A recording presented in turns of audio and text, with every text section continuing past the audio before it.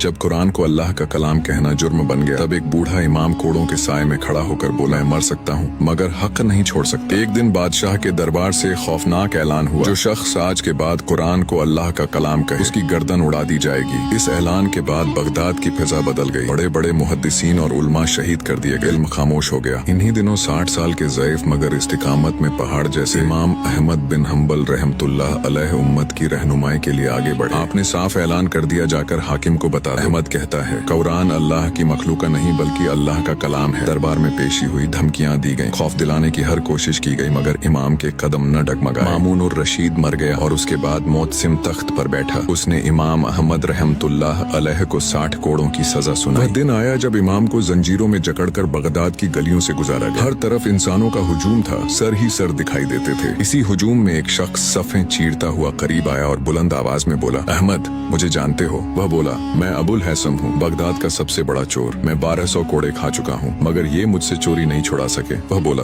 अगर तुमने हक छुपा लिया तो पूरी उम्मत बर्बाद हो जाएगी। ये सुनकर इमाम अहमद रहमतुल्लाह अलैह पर लर्जा तारी हो गया और बेहोश हो गए। होश आया तो दरबार में थे हबशी जल्लाद कोड़े बरसा रहा था। 30 कोड़े पड़ चुके थे। मोतसिम ने कहा, कह दो। इमाम अहमद रहमतुल्लाह अलैह ने लरज दी मगर मजबूत आवाज में फरमाया, मैं मर सकता हूँ मगर दीन में रत्ती बराबर तब्दीली नहीं। फिर कोड़े बरसने लगे। एक वजीर को तरस आ गया और उसने कहा, इमाम, बस मेरे कान में चुपके से कह दीजिए। इमाम अहमद रहमतुल्लाह अलैह ने जवाब दिया, तू मेरे कान में कह दे कि कुरान अल्लाह का कलाम है। मैं कयामत के दिन तेरी सिफारिश करूंगा।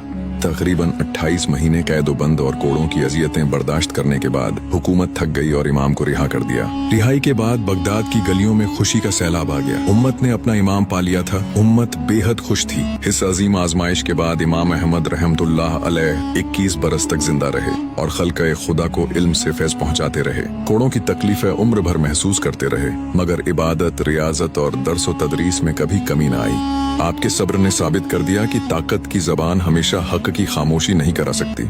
आखिरकार 12 रब्बिउल अव्वल 243 हिजरी यह मर्द ए हक अपने रब से जा मिला। बगदाद की तारीख का सबसे बड़ा जनाजा उठा। लाखों इंसान अलविदा कहने आए। आइम्मा ए अरबा की अजमत, सब्र और इस्तिकामत को सलाम। इमाम अहमद बिन हम्बल रहमतुल्लाह अलैह ने साबित किया, हक कभी नहीं मरता। या अल्लाह, हमारे दिलों को ईमान से मजबूत कर दे और हमें कभी हक से दूर न होने देना। आमीन या रब्बुल आलमीन।